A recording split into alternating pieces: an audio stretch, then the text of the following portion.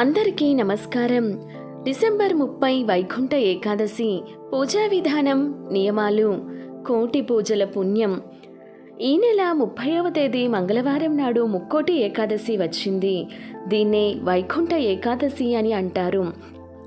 ఈ వైకుంఠ ఏకాదశి రోజు చేసే పూజలకు కోటి జన్మల పుణ్య ఫలితం లభిస్తుంది.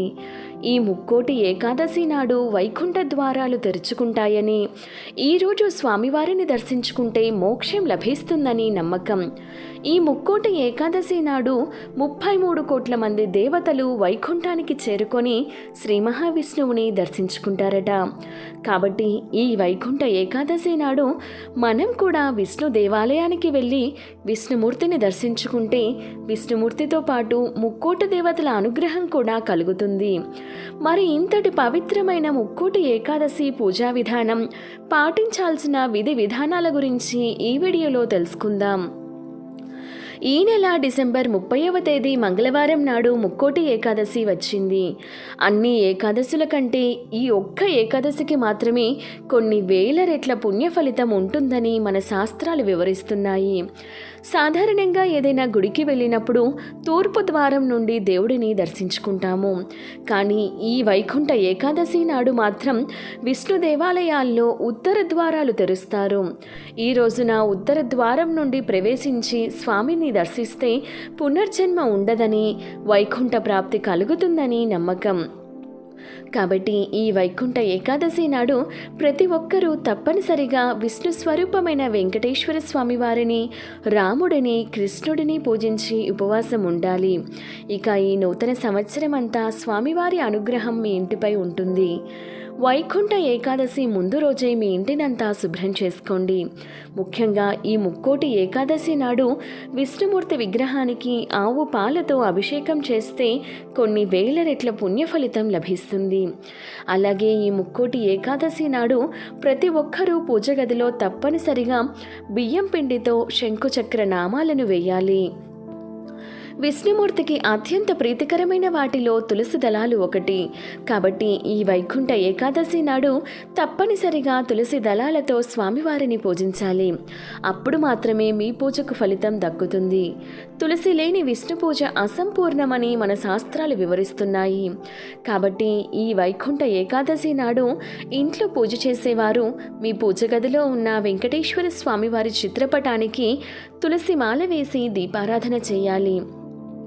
ఈ ముక్కోటి ఏకాదశి రోజున ఎవరైతే స్వామివారి పటానికి తులసి మాల వేసి పూజ చేస్తారో అలాంటి ఇళ్లల్లో లక్ష్మీదేవి స్థిర నివాసం ఉంటుందని, ఇక ఈ కొత్త సంవత్సరం అంతా డబ్బుకు లోటు లేకుండా మీ ఇల్లు అంతా కనకవర్షంతో నిండిపోతుంది.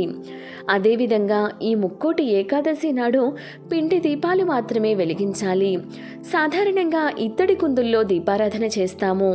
కానీ విష్ణు స్వరూపమైన వెంకటేశ్వర స్వామివారికి అత్యంత ప్రీతికరమైన పిండి దీపాలను వెలిగించి మనస్ఫూర్తిగా వెంకటేశ్వర స్వామికి నమస్కారం చేసుకుంటే చాలు, ఇక మీ జన్మ ధన్యమైనట్టే.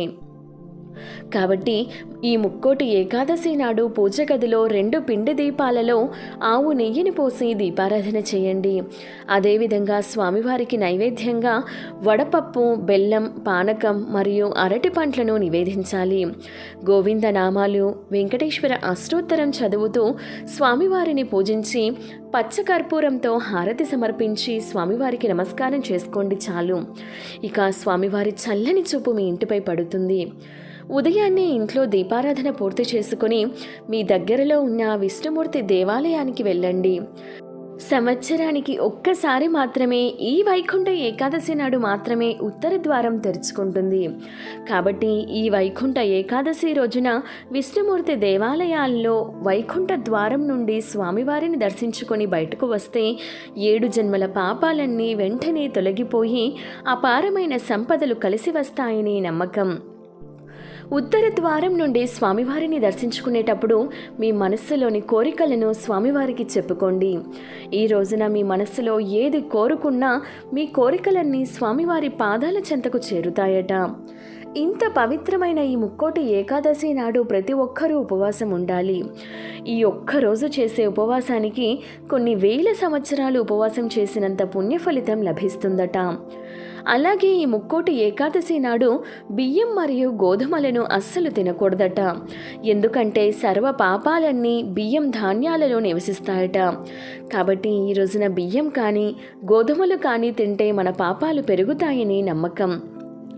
అలాగే కొన్ని పురాణాల ప్రకారం ఏకాదశి నాడు మురా అనే రాక్షసుడు బియ్యంలో దాక్కుంటాడట. కాబట్టి ఈ రోజున అన్నం తినకుండా ఉండాలని ఒక నియమం ఉంది. ఏకాదశి నాడు అన్నం తింటే దీర్ఘకాలిక అనారోగ్య సమస్యలు ఏర్పడతాయని నమ్మకం. అందుకే ఈ రోజున ఉపవాసం ఉండాలనే నియమం ఉంది. అలాగే కూరగాయల విషయంలో కూడా కొన్ని జాగ్రత్తలు తీసుకోవాలని శాస్త్రాలు వివరిస్తున్నాయి. ముఖ్యంగా ముక్కోటి ఏకాదశి రోజున ఆకుకూరలు, పప్పు ధాన్యాలు, ఉల్లిపాయ, వెల్లుల్లి మరియు మాంసాహారానికి దూరంగా ఉండాలి. ఈ ముక్కోటి ఏకాదశి నాడు పొరపాటున కూడా నలుపు రంగు వస్త్రాలను ధరించకూడదు. ఈ రోజున పసుపు రంగు వస్త్రాలను ధరిస్తే జాతకంలో అదృష్టం పెరుగుతుంది. అలాగే తలకు నూనె రాయడం, శరీరానికి నూనె రాయడం చేయకూడదు. ఏకాదశి రోజున నూనె రాస్తే ఆయుష్ తగ్గుతుందని నమ్మకం. అలాగే ఈ ముక్కోటి ఏకాదశి నాడు ప్రతి ఒక్కరూ తప్పకుండా తులసి తీర్థాన్ని సేవించాలి. తద్వారా ఆయురారోగ్యాలు కలుగుతాయని నమ్మకం. అదేవిధంగా ఈ ముక్కోటి ఏకాదశి నాడు ఏది చేసినా చేయకపోయినా గోవును మాత్రం ఖచ్చితంగా పూజించాల్సిందే. గోమాతలో ముక్కోటి దేవతలు నివసిస్తారు. కాబట్టి ఈ రోజున గోవుకు ఆహారం తినిపించి నమస్కారం చేసుకుంటే ముక్కోటి దేవతలకు భోజనం తినిపించినంత పుణ్య ఫలితం లభిస్తుందని, ఇక మీ కుటుంబానికి ధనధాన్యాలకు లోటు లేకుండా అష్టైశ్వర్యాలు కలుగుతాయని నమ్మకం. ఈ వైకుంఠ ఏకాదశి నాడు ప్రతి ఒక్కరూ తెల్లవారుజామునే నిద్రలేవాలి. ఈ రోజున ఎవరైనా ఆలస్యంగా నిద్రలెగిస్తే అలాంటి ఇళ్లలోకి లక్ష్మీదేవి అడుగు పెట్టదట. కాబట్టి ప్రతి ఒక్కరూ ఉదయాన్నే నిద్రలేచి ఇంట్లో పూజ చేసుకోండి. అదేవిధంగా మధ్యాహ్న సమయంలో కూడా నిద్రపోకూడదు. ముక్కోటి ఏకాదశి నాడు ఉపవాసం ఉండేవారు మంచం పైన కూర్చోకూడదు. అలాగే ఏకాదశి నాడు విష్ణుమూర్తి పూజ కోసం తులసి చెట్టు నుండి తులసి ఆకులను కోయకూడదు. ఏకాదశి రోజున తులసి దళాలను కోస్తే మహాపాపమని వేదాలు వివరిస్తున్నాయి. కాబట్టి ఒక్కరోజు ముందుగానే పూజకు ఉపయోగపడే తులసి దళాలను సిద్ధం చేసి పెట్టుకోండి. ముక్కోటి ఏకాదశి ముందు రోజున అంటే దశమి నాడు రాత్రి సమయంలో భోజనం చేయకుండా ఏదైనా పలహారం స్వీకరించాలని పండితులు చెబుతున్నారు. ఇక ఈ రోజున చేసే తులసి పూజలకు అనంత కోటి పుణ్య ఫలితం లభిస్తుంది. విష్ణుమూర్తికి ప్రీతికరమైన తులసి కోట వద్ద ఒక చిన్న దీపం వెలిగించి తులసి మొక్కను ముట్టుకొని నమస్కారం చేసుకుంటే చాలు. ఎలాంటి కోరిక అయినా సరే వెంటనే నెరవేరుతుంది. ముఖ్యంగా డబ్బు సమస్యలతో బాధపడేవారు ఈ ముక్కోటి ఏకాదశి నాడు పూజించిన తులసి దళాలను మీ బీరువాలో డబ్బు దాచుకునే ప్రదేశంలో పెట్టుకోండి. ఇక మీ ఇంటి సంపద క్రమక్రమంగా పెరిగిపోతుంది. ఇక ఈ రోజున తులసి కోటను ముట్టుకుంటే ముక్కోటి దేవతల ఆశీర్వాదం పొందినట్టే. అలాగే ఈ వైకుంఠ ఏకాదశి రోజున ఎవ్వరితోనూ అబద్ధాలు చెప్పకూడదు.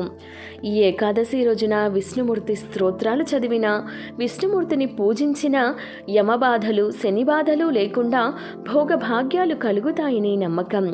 అలాగే ఈ రోజున చేసే దానాలకు అంతులేని ఐశ్వర్యం లభిస్తుందట. పేదలకు, ఆపదలో, అవసరంలో ఉన్నవారికి చేసే ఏ చిన్న దానం అయినా, ఏ చిన్న సహాయం వలనైనా సరే విష్ణుమూర్తి ఆశీర్వాదంతో అష్టైశ్వర్యాలతో పాటు కోటి జన్మల పుణ్యం కూడా లభిస్తుంది. వీడియో నచ్చితే ఒక లైక్ చేయండి. ఇటువంటి మరెన్నో మంచి వీడియోస్ కోసం ఒకసారి మన ఛానల్ని విజిట్ చేసి సబ్స్క్రైబ్ చేసుకోండి. Thank you for watching.